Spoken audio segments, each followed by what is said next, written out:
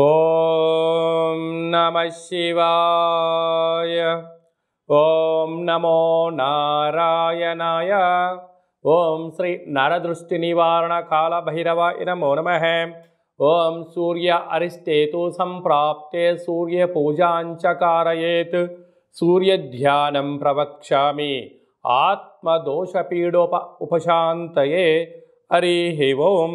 మా ఛానల్కి స్వాగతం. చూస్తున్న వీక్షకులకు ప్రేక్షకులకు ప్రియ కాళభైరవ భగవద్బంధులకి స్వాగతం పలుకుతూ మమ్మల్ని ఎంతగానో ఆదరిస్తూ ఉండబడినటువంటి ప్రియ సోదరీమణులకు సనాతన ధర్మ సంరక్షకులకు వీక్షకుల అందరిపైనను సూర్య భగవానుడి యొక్క ఆశీస్సులు ఉండాలని నిత్యము అందరినీ ఆయురారోగ్యాలుగా కాపాడాలని కోరుకుంటూ 17వ తారీఖు 12వ నెల 2023 నుండి 14 జనవరి 2024 వరకు ఏడాది తర్వాత ధనుసు రాశిలో సంచారం చేయనప్పుడు ఎలాంటి ఫలితాలు ఉంటాయో సవివరంగా సంపూర్ణంగా తెలుసుకుందాం.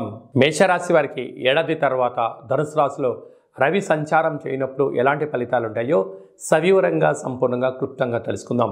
మేషరాశిలో ఏ ఏ నక్షత్రాలు వస్తాయిగా అశ్విని నక్షత్రంలోని 4 పాదాలు, భరణి నక్షత్రంలోని 4 పాదాలు, కృతికా నక్షత్రంలోని 1 పాదం కలిపితే మేషరాశి. మేషరాశి యొక్క అధిపతి కుజుడు.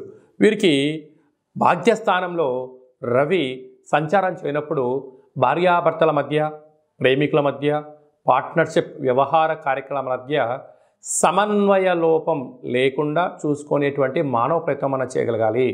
ఎవరైనా ఏదైనా ఒక మాట మాట్లాడేటప్పుడు 1కి 2 సార్లు ఆలోచించుకోవడం. చేస్తున్న వృత్తులలో, ఉద్యోగాల్లో, వ్యాపారంలో అవకతవకలు ప్రతి చోట ఉంటాయి. దానిని సమగ్రంగా తెలుసుకొని మీరు చర్చించగలిగితే చర్చలకు ఫలితం ఉండేటువంటి అవకాశాలు ఉన్నాయి. ఎవరో వాళ్ళు అన్నారు కదా, వీళ్ళన్నారు కదా అని చెప్పి మీ యొక్క భాగస్వామ్యపు వారిపైన అన్నారనుకోండి, మానవ సంబంధాలు, ఆర్థిక సంబంధాలు అనేక రకాల విభేదాలకు దారితీసే పరిస్థితి అధికంగా ఉంటుంది. ప్రధానంగా సాఫ్ట్వేర్ ఉద్యోగస్తులు, హార్డ్వేర్ ఉద్యోగస్తులు, పారిశ్రామికవేత్తలు, వ్యవసాయ సోదరీమణులకు అందరికీ కూడా ఎన్నో జాగ్రత్తలు అవసరం అని చెప్పి గమనించాలి. గృహంలో నివసించే అందరిపైనను సూర్య భగవానుడి యొక్క ఆశీస్సులు ఉండగలగాలి అన్నట్లయితే ప్రధానంగా సూర్యుడు ఆరోగ్యకారకుడు, ఆత్మకారకుడు, పితృకారకుడు కనుక తల్లిదండ్రుల మాట పిల్లలు వినకపోవడం, పిల్లలు సక్రమంగా చదువుకోకపోవడం, వేలకు తిండి తినకపోవడం, నిద్ర పోకపోవడం, అనారోగ్య సమస్యలు తెచ్చుకోవడం, ఈ మధ్యకాలంలో ప్రధానంగా మొబైల్ని రాత్రిపూట టీవీలను అలాగనే కంప్యూటర్ల ముందర గంటల తరబడి కూర్చోవడం వల్ల అనేక మందికి తలనొప్పులు, కంటికి సంబంధించిన సమస్యలు, చర్మ వ్యాధులు, అనేక వ్యాధులు వస్తూ ఉంటాయి. ఇలాంటి కాల సమయంలో మనము స్వామివారికి ఆశీస్సులు ఎలా పొందగలగాలి అన్నట్లయితే సూర్యుడు వచ్చేటువంటి కాల సమయానికి కాలకృత్యాలు తీర్చేసుకొని స్నానం చేసుకొని ఒక రాగి చెంబులో ఒక పిడికెడు గోధుమలను వేసుకొని సూర్య భగవానుడు రాగానే ఓం హ్రాం హ్రీం హ్రౌం సహ సూర్యాయ నమః అనేటువంటి మంత్రాన్ని ఒక 6 సార్లు, కుదిరితే 27 సార్లు, కుదిరితే 108 సార్లు మంత్రాన్ని ఉచ్చరింపచేసినట్లయితే సంపూర్ణంగా సూర్యుడి యొక్క ఆశీస్సులు కలిగి వీరికి కంటి సమస్యలు, దేహ సమస్యలు, ఆత్మ సమస్యలు, పితృదోష నివారణ కలుగుతుందని చెప్పి గమనించాలి. అలాగా చాలామంది యంత్రాలతో, ఆయుధాలతో పంచడం కానీ పరుసుల ప్రభావంతో ఉండబడిన వారు స్వామివారికి ఆశీస్సులు ఇంకనూ అదనంగా కావాలి అన్నట్లయితే ప్రతి ఆదివారం పూట ఉదయం 6 గంటల నుంచి 7 గంటల వరకు రవి హోర జరుగుతుంటుంది. అలాంటి కాల సమయంలో మౌనంగా ఉండడం, ఎరుపు వస్త్రాలు ధరింపచేయడము, ఒక ఎరుపు క్లాతులో 1 కేజీంబాబు గోధుమలను మూటకట్టి వాటిపైన ఒక ఎర్రటిని ఒత్తిని దీపాన్ని వెలిగించి మీకు దిష్టి తీసుకొని ప్రవహించే నీటిలో ఈ ధాన్యాన్ని క్లాతును దానం చేయడం వల్ల జల జీవరాశులు తిని మీ పైన ఉండబడినటువంటి శత్రు ప్రభావాలు తొలగిపోతాయని చెప్పి గమనించాలి.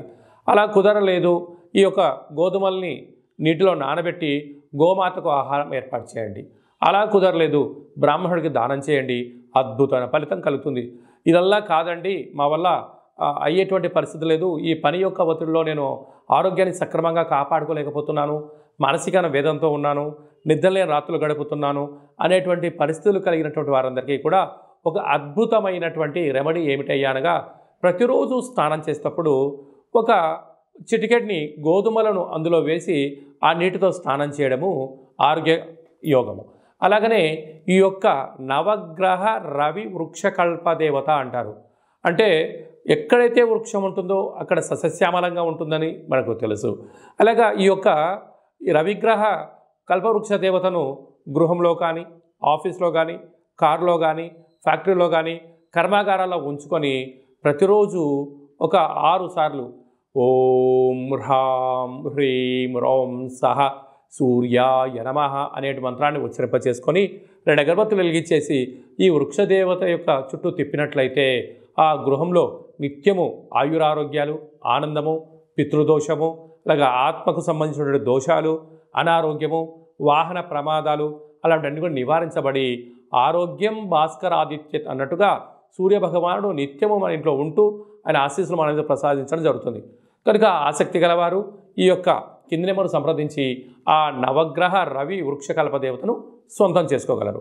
అలాగనే మీ వ్యక్తిగత జాతకం తెలుసుకోవాలనుకుంటున్నారా?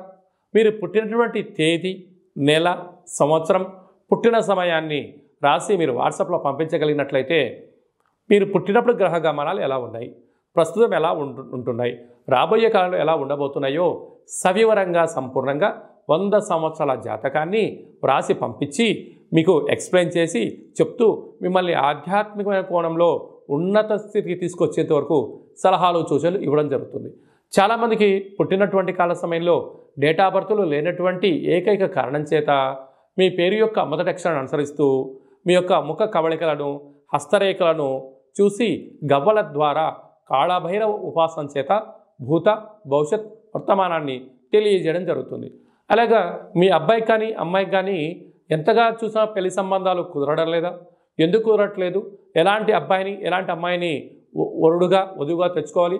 మరి యొక్క వివాహ జాతక పొంతనలో ఎలా ఉంటుందో మీకు సవివరంగా సంపూర్ణంగా కూడా తెలియజేయడం జరుగుతుంది. అలాగనే వివాహమైన దంపతులు తరచుగా గొడవ పడడం, 490 కేసులు పెట్టుకోవడం, కోర్టు సమస్యలు ఎక్కడం అలాంటి పరిస్థితులు ఉండబడిన వారు మీ యొక్క పేర్లు పంపించినట్లయితే ఆ పార్వతీ పరమేశ్వరులాగా మీరు నిత్యము కలిసి ఉండడానికి ఆధ్యాత్మిక సలహాలు సూచనలు జరుగుతుంది.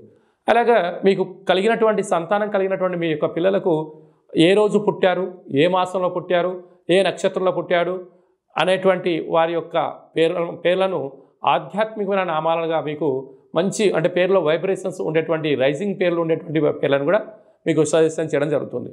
అలాగనే కాళభైరవ మంత్ర సాధన చేయాలనుకుంటున్న వారు కానీ, కాళభైరవ మంత్ర ఉపాసన చేయాలనుకుంటున్న వారు మన యొక్క దేవాలయంలో ఆధ్యాత్మికమైనటువంటి మీకు మంత్ర ఉపదేశాన్ని కూడా చేయడం జరుగుతుంది. ఆసక్తి గలవారు ఈ కింద నెంబర్ సంప్రదించి అపాయింట్మెంట్ తీసుకొని సంప్రదించగలిగినట్లయితే మీకు ఆధ్యాత్మిక సలహాలు సూచనలు ఇవ్వడం జరుగుతుంది. కనుక ఏడాది తర్వాత ధనుసు రాశిలో రవి భగవానుడు సంచారం చేయనప్పుడు అందరికీ నిండు నూరేళ్ల ఆయురారోగ్యాలను, మనశ్శాంతిని, ఆరోగ్యాన్ని ప్రసాదించాలని కోరుకుంటూ ఆశీర్వచనం. ఓం శతమానం భవతి శతాయ పురుష సతేంద్రియ ఆయుష్యేవేంద్రియే ప్రతిష్టతి ధనం ధాన్యం బహుపుత్రలాభం శత సంవత్సరం దీర్ఘమాయు నిత్యం సూర్యనారాయణ దేవత అనుగ్రహ ఆయురారోగ్య ఐశ్వర్య ప్రసాద సిద్ధిరస్తు. ఈ వీడియో మీకు నచ్చినట్టయితే లైక్ చేయండి, షేర్ చేయండి, మా ఛానల్ సబ్స్క్రైబ్ చేసుకోండి. మేము చేస్తున్న ఆధ్యాత్మిక వీడియోలు అందరికన్నా ముందుగా మీరు చూడాలి అన్నట్టయితే గంట సింబల్ ప్రెస్ చేయండి, ఆలన బటన్ కూడా తెలియచేయండి. ఈ భక్తి సమాచారాన్ని భగవద్బంధులకు, మిత్రులకు, స్నేహితులకు చేరవేసి సూర్య భగవానుడి యొక్క ఆశీస్సులు పొందండి.